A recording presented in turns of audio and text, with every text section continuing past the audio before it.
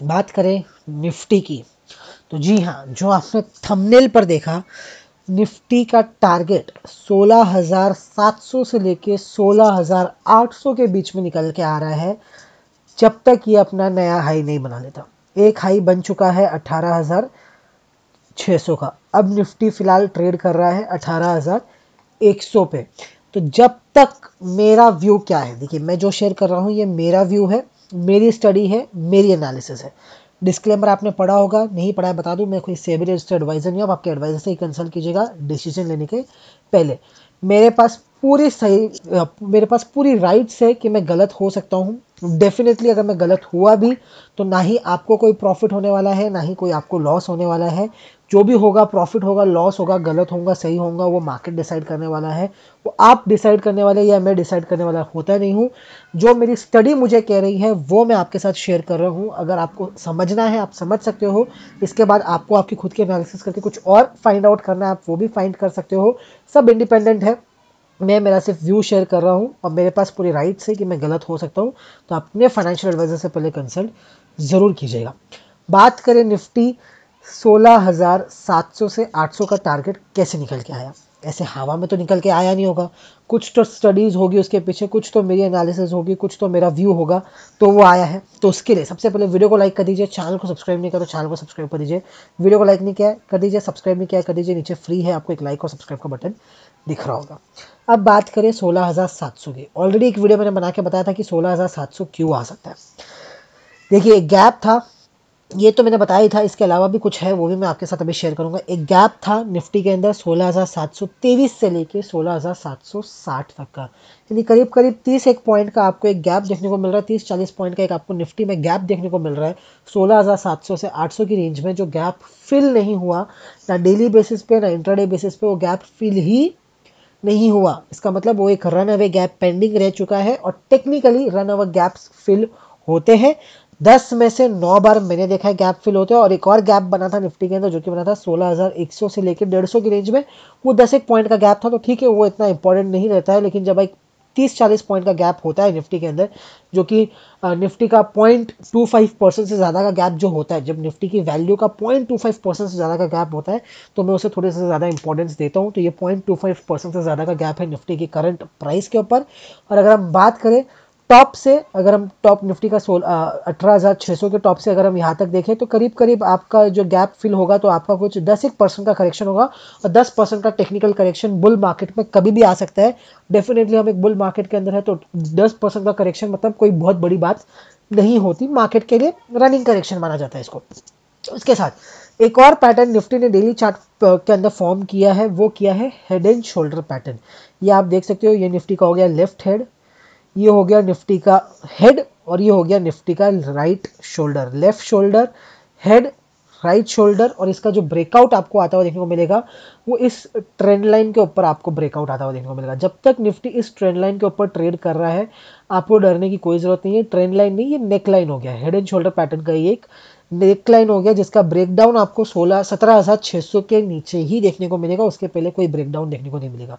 Usually क्या होता है, जब कोई एक हेड एंड शोल्डर पैटर्न का ब्रेकडाउन होता है, मोस्टली जो स्टॉप लॉस रखा जाता है, जो बुकिश नॉलेज है, जो सभी को पता है क्योंकि ये इंटरनेट पर अवेलेबल है, पब्लिकली अवेलेबल है, सभी को पता है कि जो हेड एंड शोल्डर का पैटर्न होता है उसके अंदर आप शॉर्ट करते हो ट्रेंड लाइन ब्रेक होने पर, और यूजुअली लोग स्टॉप लॉस रखते हैं राइट शोल्डर के ऊपर। अब राइट शोल्डर के ऊपर रखते हैं, जस्ट अगर आप देखोगे जो क्लोजिंग हुई है फ्राइडे को, वो जस्ट राइट शोल्डर के आसपास हुई है, जस्ट राइट शोल्डर के आसपास हुई है। Mostly chances are very high कि मंडे को जब कल मार्केट खुलेगा, तब एक गैप अप ओपनिंग आपको होती हुई देखने को मिलेगी, और जितने भी लोगों के जो स्टॉप लॉस थे वो ट्रिगर होते हुए आपको देखने को मिल जाएंगे। तो कंजिक्यूटिव 2 क्लोजिंग, जब आपको आपके राइट शोल्डर के ऊपर कंजिक्यूटिवली एक बियरिश पैटर्न, ये है कि हेड एंड शोल्डर बना है, उसके ब्रेकडाउन नीचे की तरफ मिलेगा अगर ट्रेंड लाइन ब्रेक होती है। लेकिन अगर किसी ने प्रियम्प्ट करके राइट शोल्डर के ऊपर अगर स्टॉप लॉस लगाए, तो काफ़ी सारे जनों ने लगाए होंगे, मार्केट के सारे दिग्गज को पता है, तो वो क्या करने की कोशिश करेंगे, एक कंजिक्यूटिव क्लोजिंग आपको उसके ऊपर दे देंगे, तो ताकि जितने भी लोग होंगे, जो भी लोग बियरिश होंगे, जिन्होंने भी पोजीशन बना रखी होगी, वो अपनी पोजीशन एग्जिट करेंगे, शॉर्ट काटेंगे, लॉन्ग बिल्डअप करेंगे और इमीडिएटली 1 से 2 दिन के अंदर मार्केट के अंदर वापस एक बड़ा फॉल आपको दे देंगे और आप ट्रैप हो जाओगे। क्योंकि अगर सभी को पता है शॉर्ट करना है, सभी को पता है कि एक फॉल आना है, तो फिर सभी शॉर्ट पोजीशन बना के रखेंगे और सभी को प्रॉफिट तो मिलने वाला नहीं है। तो क्या करेंगे, जो बड़े ऑपरेटर्स हैं मोस्टली ऐसे करते हैं कि जो हेड एंड शोल्डर का राइट शोल्डर होता है उसके ऊपर एक कंसेक्यूटिव क्लोजिंग दे देते हैं, इंट्राडे के अंदर उसको हिट कर देते हैं ताकि सारे लोगों के स्टॉप लॉस हिट हो जाए। और जब अगर कोई लोग पोजिशनल ट्रेड कर रहे हैं तो पोजिशनल में मोस्टली क्या करते हैं कि वो एक कंसेक्यूटिव क्लोजिंग आपको दे देते हैं। तो कल अगर आपको 18,100 के ऊपर की क्लोजिंग मिले, 100 110 के ऊपर की क्लोजिंग मिले, जो भी लोग शॉर्ट पोजीशन में है अगर उनके एडवाइस से कंसल्ट कीजिएगा। मोस्टली अगर मैं होता आपकी जगह पे, फिलहाल मेरी कुछ पोजीशंस है निफ्टी के अंदर, लॉन्ग शॉर्ट दोनों ही है, बट मोस्टली शॉर्ट साइड ज़्यादा है। लेकिन अगर 18,110 120 के ऊपर अगर कल क्लोजिंग होती, मैं नहीं काटता। क्यों? क्योंकि मैं वेट करता एटलीस्ट 2 क्लोजिंग मेरे लेवल के ऊपर होनी चाहिए। कितनी क्लोजिंग? 2 क्लोजिंग। कल मंडे को भी और ट्यूसडे को भी अगर 18,100 के ऊपर क्लोजिंग होती है मैं पोजीशन नहीं काटूंगा। लेकिन अगर वेडनेसडे को वापस जो मंडे और ट्यूसडे के हाई है वो निकलने शुरू होते हैं तो फिर मैं अपनी पोजीशन एग्जिट कर जाऊंगा। मेरा थोड़ा सा स्टॉप लॉस हिट हो जाएगा और मैं एग्जिट कर जाऊंगा। ठीक है, उसके बाद मैं मेरी नेक्स्ट एनालिसिस करूंगा। लेकिन अगर उसके ऊपर क्लोजिंग नहीं होती है, 1 या 2 क्लोजिंग के बाद वापस मार्केट में करेक्शन आता है और इस ट्रेंड लाइन को ब्रेक करता है, तो चांसेस आर वेरी हाई कि इन फ्यूचर आपको 10% का एटलीस्ट रनिंग करेक्शन है। टॉप से मैं बात कर रहा हूँ, अभी इधर से अगर मैं बात करूँ जहाँ पर अभी मार्केट है करंटली, अगर जहाँ पर मार्केट है, अगर यहाँ से मैं बात करूँ तो ये करीब करीब आपका 7-1% का ही करेक्शन है, 7-7.5% का ही करेक्शन है। और अगर आप इंटरनेट पर सर्च करोगे बुल मार्केट के अंदर एक नॉर्मल टेक्निकल करेक्शन किसे कहते हैं, तो 10 to 20% के बीच में जो भी करेक्शन आता है वो एक टेक्निकल करेक्शन होता है। तो उसमें आपको कोई टेंशन लेने की बात नहीं होती है, करेक्शन कभी भी आ सकते हैं और ये हेल्दी करेक्शन माने जाते हैं। अगर 10% इंडेक्स करेक्ट होता है तो आपके स्टॉक्स 20-30% करेक्ट हो जाते हैं और आपको इन्वेस्टर्स को एक अच्छी अपॉर्चुनिटी मिलती है और बाइंग करने की। अगर आप देखोगे पिछले 1 साल के अंदर मार्केट ने काफी शार्प रनअप दिया है, 40-50% का रनअप दिया है। तो एक 10% का करेक्शन आया नहीं है 1.5 साल के अंदर। चांसेस आर वेरी हाई कि एक 10% का करेक्शन आपको आता हुआ देखने को मिले। ऐसा नहीं है एक ही दिन में आएगा, एक ही हफ्ते में आएगा, टाइम ले सकता है। नवंबर, दिसंबर, जनवरी तक ये टॉप नहीं कट के कंसोलिडेट करके धीरे धीरे 10% का करेक्शन पूरा करे, जो गैप है वो गैप को फिल करे और फिर मार्केट वापस अपनी एक अपवर्ड जर्नी स्टार्ट कर सकता है, वापस एक नए हाई की तरफ बढ़ सकता है। तो आपको एक अच्छा 10-15% का नीचे से रन भी मिल जाएगा, इन्वेस्टर्स को एक अपॉर्चुनिटी भी मिल जाएगी, जो ट्रेडर्स हैं उनको एक अच्छा मौका भी मिल जाएगा। तो टेंशन लेने की कोई बात नहीं है। मेरे को कोई ऐसा लगता नहीं कि सडन फॉल आएगा, लगता तो नहीं है सडन फॉल आएगा, आया तो भी कोई डर की बात नहीं है। 10% का correction technical correction, normal correction है।